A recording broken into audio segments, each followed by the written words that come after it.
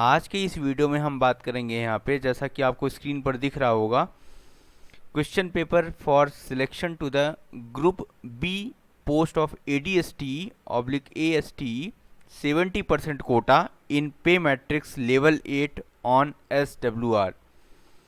तो यहाँ पे हम बेसिकली बात कर रहे हैं assistant divisional signal and telecommunication engineer post की, जिसके लिए question paper south west railway द्वारा कंडक्ट किया गया था ऑन द डेट 26 नवंबर 2021 में। और यह पेपर जो है 100 मार्क्स का था। और इसके अलावा हम चलते हैं यहाँ पे इम्पोर्टेंट इंस्ट्रक्शंस, जैसा कि लिखा हुआ है। ये एक नज़र आप देख लीजिए। यहाँ पे टोटल 110 क्वेश्चंस हैं, जिसमें आउट ऑफ 100 क्वेश्चंस हमें अटेम्प्ट करना है। तो फर्स्ट 30 क्वेश्चंस जो हैं वो एस्टेब्लिशमेंट और फाइनेंशियल रूल्स के हैं, जिनको अटेम्प्ट करना कंपलसरी है यहाँ पे। और रेस्ट ऑफ द 70 क्वेश्चंस जो हैं वह बेसिकली टेक्निकल सब्जेक्ट्स और 10 ऑप्शनल क्वेश्चंस जो हैं ऑफिशियल लैंग्वेज पॉलिसी से हैं। तो इसमें फर्स्ट अटेम्प्टेड 100 क्वेश्चंस जो हैं इवेल्युएट किए जाएंगे और 1/3 नेगेटिव मार्किंग है, ब्ला ब्ला ब्ला। ये सब आप देख सकते हैं एक बार। तो हम बढ़ते हैं अभी फर्स्ट क्वेश्चन की ओर, जो बेसिकली पूछा गया है यहाँ पे फाइनेंशियल रूल से। तो क्वेश्चन आपकी स्क्रीन पर दिख रहा होगा, आपको विजिबल होगा।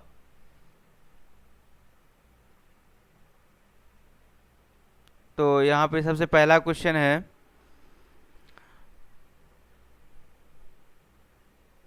Estimate is attached along with a works proposal. तो यहाँ पे पूछा जा रहा है कौन सा एस्टीमेट जो है वह वर्क्स प्रपोजल के साथ अटैच्ड होता है। Option A is detailed estimate, option B is revised estimate, option C is sanctioned estimate and option D is abstract estimate. तो इसका आंसर होगा यहाँ पे option D, that is abstract estimate. तो एब्स्ट्रैक्ट एस्टीमेट जो होता है वह हमेशा क्या है, वर्क्स प्रपोजल के साथ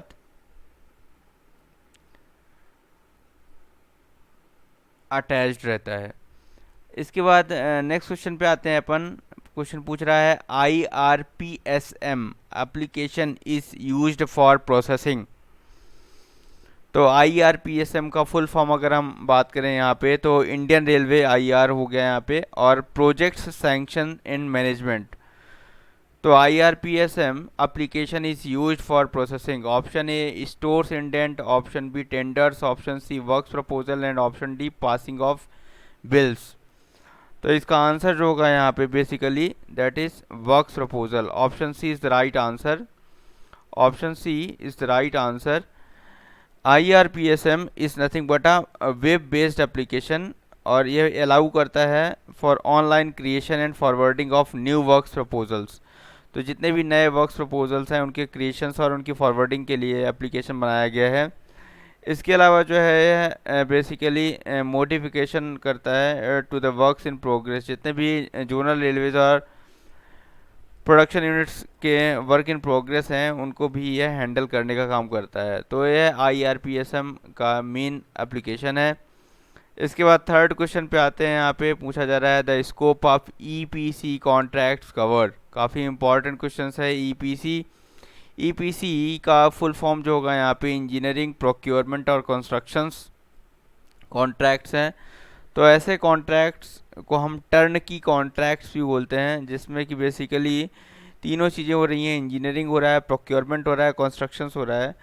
तो इसमें बेसिकली जो कॉन्ट्रैक्टर होता है वह पूरी रिस्पॉन्सिबिलिटी होल्ड करता है कि उसको डिज़ाइन करना, उसका जो भी है उसको लिए मटेरियल प्रोक्योर करना, उसको कंस्ट्रक्ट करना और उसकी कमीशनिंग करना और हैंड ओवर करना प्रोजेक्ट को। तो पूरा जो है यह स्कोप ऑफ EPC के अंतर्गत आता है। तो इस तरह से जो है इंजीनियरिंग, कंस्ट्रक्शंस एंड प्रोक्योरमेंट्स, ये जो तीनों सिस्टम हैं यह EPC के अंदर आएंगे। तो ऑप्शन डी जो होगा इसका राइट आंसर होगा। नेक्स्ट क्वेश्चन पर आते हैं। यहाँ पे क्वेश्चन पूछा जा रहा है यहाँ पे security deposit in case of work has a maintenance period can be passed based on.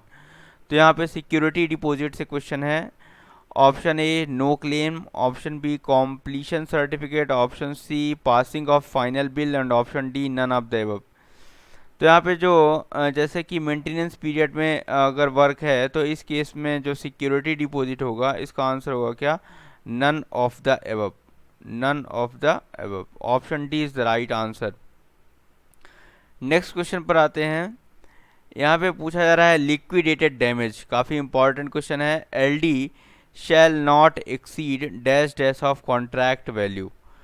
तो basically for contract value up to 2 lakh, अगर 2 लाख तक का कॉन्ट्रैक्ट है तो उस केस में जो लिक्विडेटेड डैमेज है that is 10% of contract value. कितना है, 10% ऑफ कॉन्ट्रैक्ट वैल्यू। और अगर हमारा जो कॉन्ट्रैक्ट वैल्यू है वह 2 लाख से ज़्यादा है तो उस केस में तो फर्स्ट 2 लाख के लिए तो वह 10% लिक्विडेटेड डैमेज रहेगा, और उसके बाद जो है रेस्ट ऑफ द बैलेंस के लिए जो है वह 5% होगा। तो इसका आंसर जो होगा that is option A 10%। Option A is 10%। तो लिक्विडेटेड डैमेज जो होगा shall not exceed 10% of the contract value. Next है क्वेश्चन नंबर 6 पर आएंगे। The cost of e tender form. Option A दिया है 200 rupees, option B 500 rupees, option C free of cost and option D none of the above. तो क्योंकि e tender है, पहले यह 500 रुपीज़ इसका चार्ज होता था लेकिन अभी जो है इसको फ्री ऑफ कॉस्ट कर दिया गया है। That is option C is the right answer, that is free of cost. तो cost of e tender form is free of cost.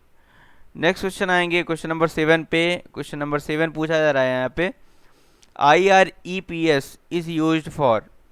तो बेसिकली IR का मतलब एज यूजुअल इंडियन रेलवे, यहाँ पे e procurement system, e procurement means what, electronic procurement.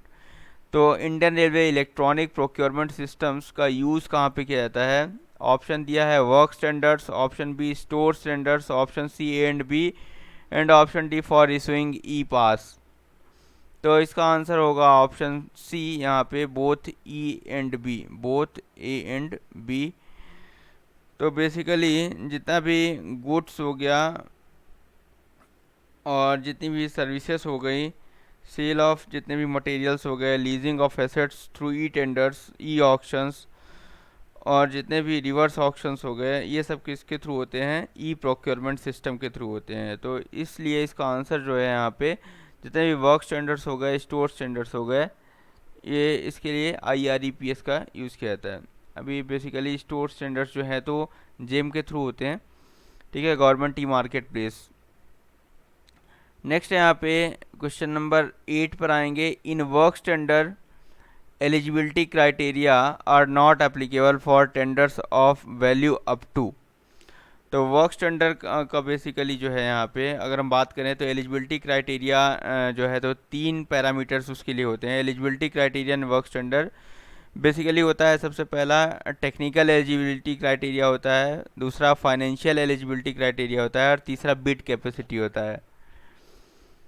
तो तीनों criterias को fulfil करना इम्पॉर्टेंट रहता है। टेक्निकली वो जो है वह ऑर्गेनाइजेशंस या वह फर्म जो है वह टेक्निकली एलिजिबल है उसको क्रिएट करने के लिए, फाइनेंशियल साउंड है और उसकी बिड कैपेसिटी है। ये तीनों क्राइटेरियाज वर्क स्टैंडर्ड को जो है तो हैंड ओवर करने के लिए फुलफ़िल करना होता है।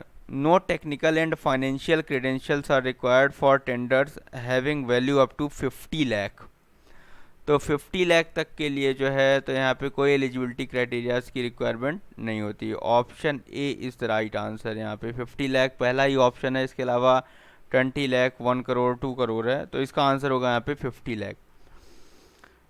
नेक्स्ट है क्वेश्चन नंबर 9 पर आएंगे। पूछा जा रहा है expanded form of MB in reference to work standard. तो ऑप्शन दिया है money book, measurement browsers, measurement book and modified book. तो इसका आंसर होगा यहाँ पे measurement book. Option B is the right answer for question number 9। Please remember it, full form of MB। Next है question number 10 पर आएंगे। Which of the following form can be procured through works contract. तो works contract के through जो है कौन सा system हम प्रोक्योर करेंगे यहाँ पे। ऑप्शन है IPS, that is integrated power supply system. Option B है railway signalling cables. Option C है LED signal units and option D है इलेक्ट्रॉनिक इंटरलॉकिंग सिस्टम। तो इसका आंसर होगा यहाँ पे वर्क्स कॉन्टैक्ट के थ्रू हम जो है इलेक्ट्रॉनिक इंटरलॉकिंग सिस्टम को प्रोक्योर करेंगे। तो option D is the right answer, that is EI system. Next है क्वेश्चन नंबर 11 पर आएंगे यहाँ पे। The level of tender committee in works tender is the. तो टेंडर कमेटी में जो वर्क्स टेंडर के लिए कौन से लेवल के ऑफिसर्स जनरली आएंगे यहाँ पे। तो option A JAG, option B SS, option C SAG and option D as determined by SOP। तो इसका आंसर होगा option A, that is junior administrative grade. Option A इसका राइट आंसर होगा। नेक्स्ट है क्वेश्चन नंबर 12 पे आएंगे। यहाँ पे पूछा जा रहा है SNT workshops are located at. तो सिग्नल एंड टेलीकम्युनिकेशन वर्कशॉप्स जो हैं पोडानूर, मेट्टुगुड़ा और गोरखपुर, ये तीनों जगह पे हैं। तो इसका आंसर जो है ऑप्शन डी होगा, ऑल ऑफ द एबव। ठीक है। मेट्टुगुड़ा बेसिकली कहाँ पे है, ये साउथ सेंट्रल रेलवे में आता है और जो है सिकंदराबाद में है शायद से। और इसके अलावा पोडानूर जो है तमिलनाडु में है, सदर्न रेलवे के अंतर्गत आता है। और गोरखपुर जो है यह यूपी में है। ठीक है। तो इसका आंसर होगा ऑप्शन डी। नेक्स्ट है what is the frequency of verification of stores with impressed holder. काफ़ी इंपॉर्टेंट क्वेश्चन है। Once in a year, once in a 6 month, once in a 2 year and once in a 3 year. तो once in a 2 years इसका answer होगा, once in a 2 years. Option B जो है right answer होगा। So the frequency of verification of stores with impressed holder, इसका जो verification होता है वह वंस इन अ 2 ईयर्स होता है।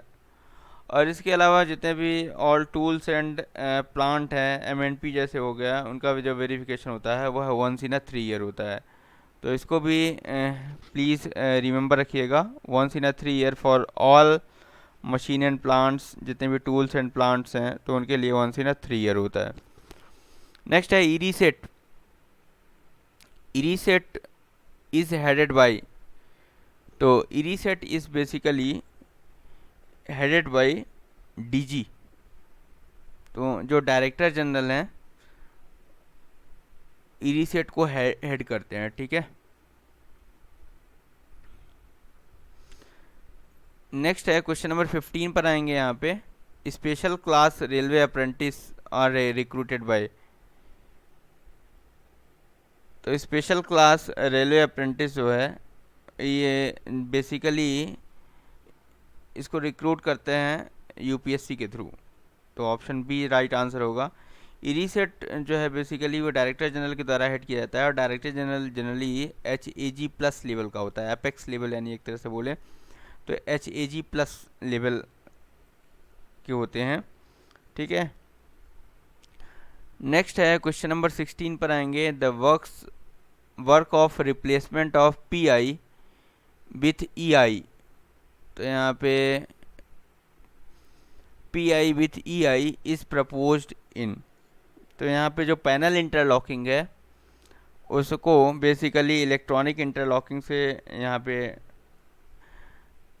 रिप्लेस करना है। तो work of replacement of panel interlocking with electronic interlocking. Electronic interlocking की अगर बात करें अगर, तो यहाँ पे सिग्नलिंग सेफ्टी को इम्प्रूव करने के लिए ये बेसिकली रूट रिले इंटरलॉकिंग हो गया, सॉलिड स्टेट इंटरलॉकिंग। तो बेसिकली जो सॉलिड स्टेट इंटरलॉकिंग है उसको हम इलेक्ट्रॉनिक इंटरलॉकिंग भी बोलते हैं। ठीक है। तो यहाँ पे बेसिकली ये कौन से प्लान हेड के अंतर्गत आएगा, प्लान हेड 16। तो प्लान हेड 16 जो है basically traffic facilities at yard उसके लिए होता है। प्लान एट 33 बेसिकली SNT के लिए वर्क्स के लिए है, तो सिग्नल एंड टेलीकम्युनिकेशन वर्क्स के लिए है। और plan head 29 basically road safety works, level crossings वगैरह हो गए जैसे, उनके लिए होता है प्लान हेड 29। और प्लान हेड 65 जो होता है बेसिकली वह ट्रेनिंग और एचआरडी के लिए होता है। तो इसका ऑप्शन सी जो होगा वह राइट आंसर होगा, that is plan head 33 dedicated for signal and telecommunication SNT works के लिए है। ठीक है, क्वेश्चन नंबर 17 पर आएंगे यहाँ पे। Dash dash is pre requisite for calling tenders for execution of works. काफ़ी इंपॉर्टेंट क्वेश्चन है यहाँ पे। तो अगर हम बात करें यहाँ पे, तो डिटेल्ड एस्टीमेट्स, सैंक्शन एस्टीमेट और इसके अलावा एब्स्ट्रैक्ट एस्टीमेट और नन ऑफ द अबव। तो बेसिकली यहाँ पे इसके लिए जो है डिटेल्ड एस्टीमेट्स काम आएगा।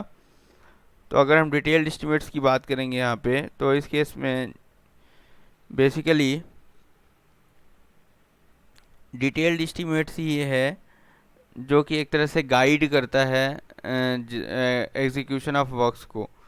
ठीक है, तो detailed estimates is required for preparation of contract और documents. Detailed estimates serve as a guide during the execution of works.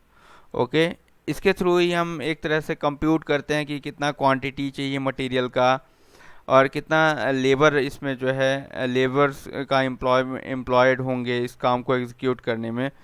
ठीक है, तो पूरी जो है प्लानिंग को एफिशिएंट वे में उसको करना, और जिससे कि जो पूरी एक्टिविटीज़ जो है वह स्पीडी तरीके से हमारा जो वर्क है वो कंप्लीट हो जाए।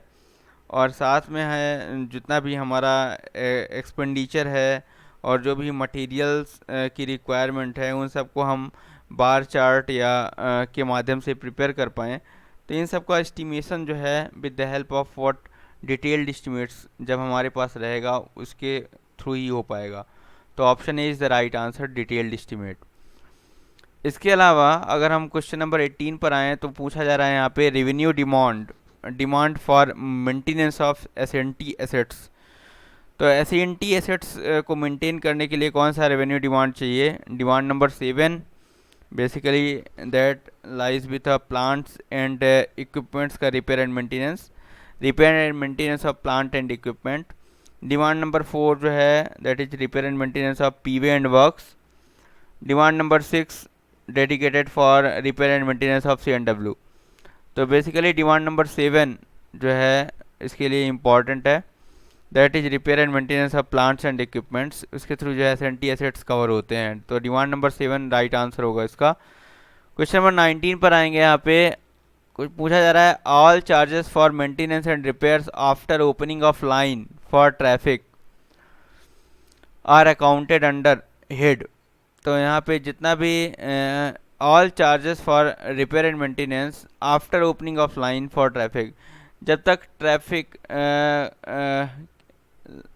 तक यह लाइन ओपन नहीं की गई थी, मतलब जब अंडर रिपेयर एंड मेंटेनेंस था, तो इस केस में जो है तो यह कैपिटल हेड से अकाउंट होगा, that is accounted under capital head. लेकिन जैसा कि क्वेश्चन बोल रहा है क्या कि all charges for repair and maintenance after opening of line, तो इस केस में ओपन लाइन वर्क्स से जो है तो इसका चार्ज लिया जाएगा। तो OLWR open line works revenues यहाँ से जो है तो इसको अकाउंट होगा इसके थ्रू। नेक्स्ट है यहाँ पे काफ़ी इंपॉर्टेंट क्वेश्चन है, ये भी पूछा जा रहा है ट्रांसफ़र ऑफ फंड्स। तो ट्रांसफ़र ऑफ फंड्स को लेके है, ये काफ़ी इंपॉर्टेंट क्वेश्चन है और यह क्वेश्चन कई बार आ चुका है एग्ज़ाम में, तो प्लीज़ इसको ध्यान रखिएगा। Transfer of funds originally assigned for expenditure for a specific project to a supplement the fund sanctioned for another project is called.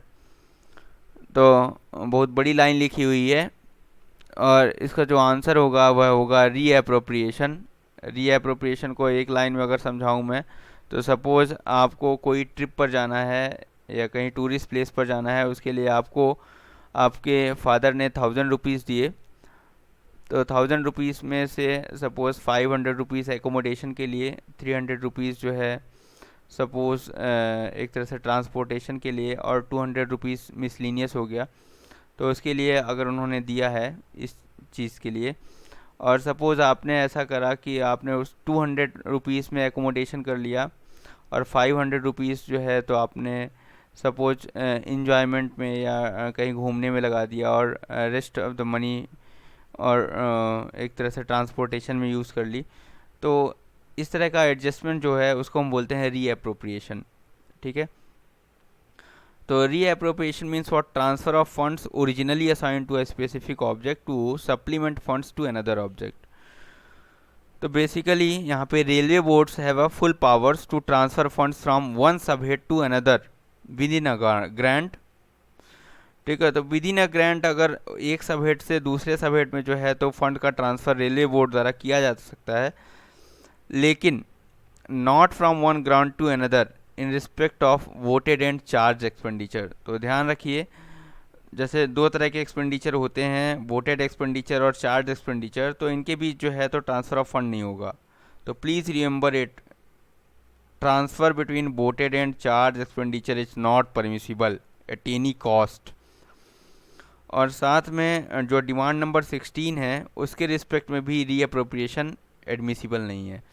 ठीक है, तो काफ़ी इंपॉर्टेंट पॉइंट है, रेलवे बोर्ड को पावर है, लेकिन वो भी जो है तो फुली एक तरह से बोलें तो विद इन सबहेड जो है यह रीअप्रोप्रिएशन पॉसिबल है। इसके बाद आएंगे नेक्स्ट क्वेश्चन 21 नंबर पे, the detailed distribution of budget allotment made to railway administration is contained in. काफ़ी इंपॉर्टेंट क्वेश्चन है, yellow book, pink book, green book, white paper.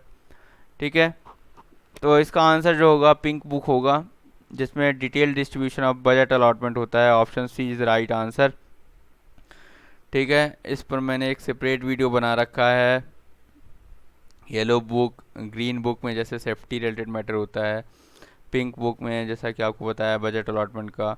ठीक है, वाइट पेपर में क्या होता है, इसके अलावा आपका जो लॉ बुक होता है, लिस्ट ऑफ अप्रूव्ड वर्क्स, उसमें क्या होता है। तो इन सब पर मैंने एक डिटेल्ड वीडियो बना रखा है, तो प्लीज़ वीडियो को गो थ्रू होइएगा। नेक्स्ट क्वेश्चन आते हैं यहाँ पे, क्वेश्चन नंबर 22। तो क्वेश्चन नंबर 22 में पूछा जा रहा है यहाँ पे, commuted portion of pension, commuted portion of pension is restored after dash dash year, 6 year, 15 year, 20 years, 25 years. तो commuted portion of pension can be restored on completion of 15 years from the date of receipt of a commuted value of your pension. So इसका answer होगा यहाँ पे option B, that is 15 year. Okay, next question number 23 पर आते हैं, which are the following is not a penalty. काफ़ी important question है, बच्चा क्वेश्चन है, सबको पता है और रिपीट होना है। Option suspension, censure, removal from service, reduction to lower grade. तो ये सभी माइनर पेनल्टीज़ हैं एक्सेप्ट सस्पेंशन। तो option A, suspension is not a penalty, please remember it. ठीक है, ये बाकी रेस्ट ऑफ द जो है तो SF11 है, माइनर पेनल्टीज़। नेक्स्ट है, maximum limit of gratuity given to employee. तो यहाँ पे ग्रेचुइटी की बात की जा रही है। So the maximum limit of gratuity given to the employees is dash dash lakh. Option A 10 lakh, 20 lakh, 15 lakh, 25 lakh. तो मैक्सिमम रिटायरमेंट और death gratuity payable to retired और deceased central government employee, that is what 20 lakh. Option C, according to 7th pay commission, that is 20 lakh is paid. Okay, under what rules, pension rules 2021। ठीक है, इसको release किसने किया, department of pension and pensioners welfare ने। ठीक है, तो retirement gratuity जो है वह एक तरह से अगर हम बात करें तो ग्रेचुइटी अमाउंट कितना होता है, is subject to a maximum of 16.5 times of emoluments होता है। ठीक है, 16.5 टाइम्स ऑफ इमोलूमेंट्स। नेक्स्ट आएंगे मैक्सिमम ट्रांसफ़र ऑफ ग्रांट, काफ़ी इंपॉर्टेंट है यहाँ पे मैक्सिमम ट्रांसफ़र ऑफ ग्रांट। तो मैक्सिमम ट्रांसफ़र ऑफ ग्रांट्स कितना होता है ये भी ध्यान रखना आपके लिए। अगर बात करें यहाँ पे मैक्सिमम ट्रांसफ़र ऑफ ग्रांट्स की,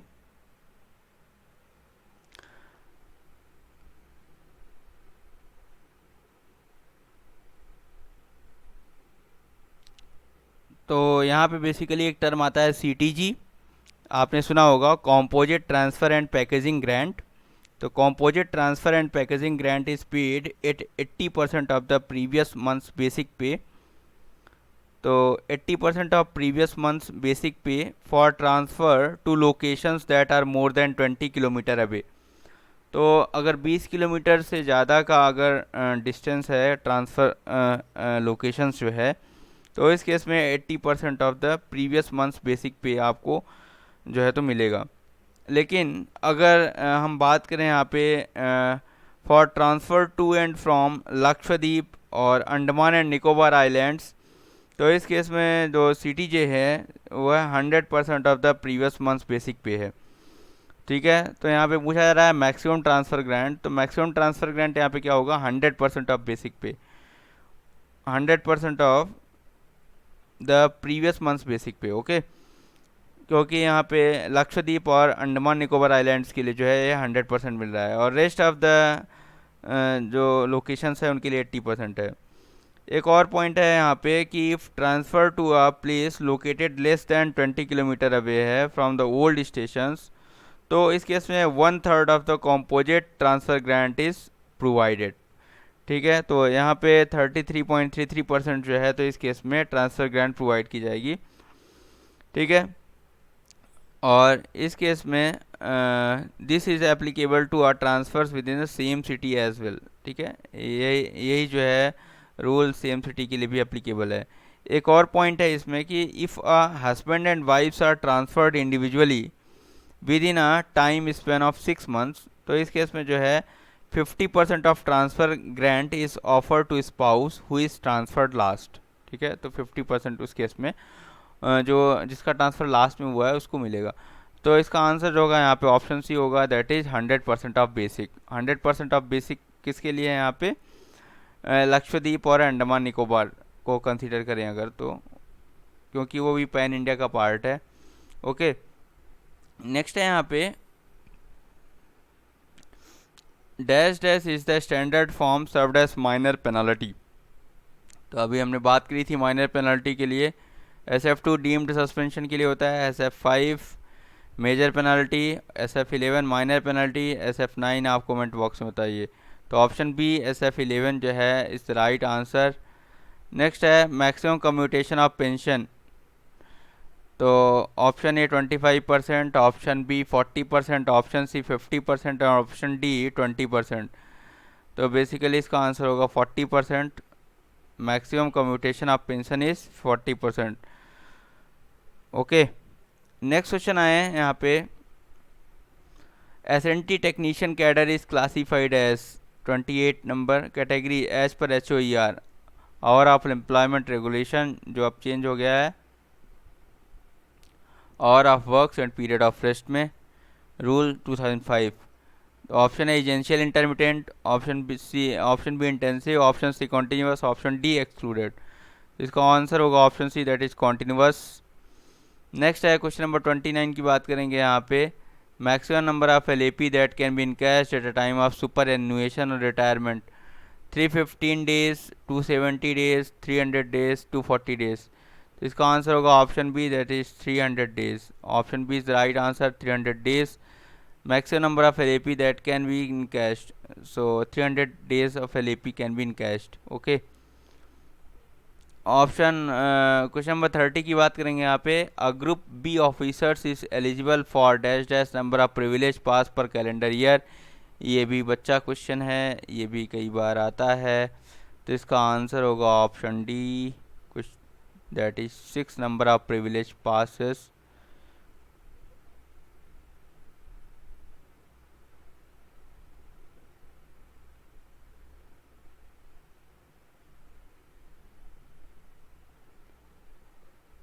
सिक्स सेट्स अगर बोलें तो ज़्यादा अच्छा रहेगा, that is what 6 sets per year जो है तो gazetted officers A and B के लिए जो है तो पर कैलेंडर ईयर इशू किया जाता है।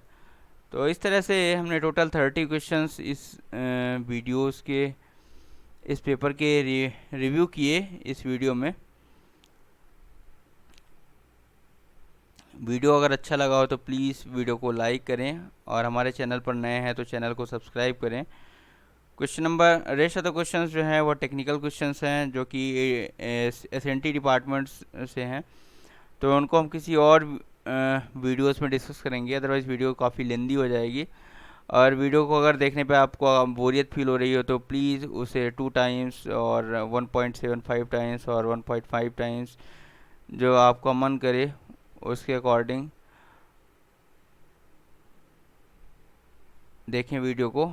और हमारे चैनल को लाइक करें, सब्सक्राइब करें, वीडियो को ज़्यादा से ज़्यादा शेयर करें अपने फ्रेंड्स और कलीग के साथ। Thanks for watching this video. Have a nice day my dear friends.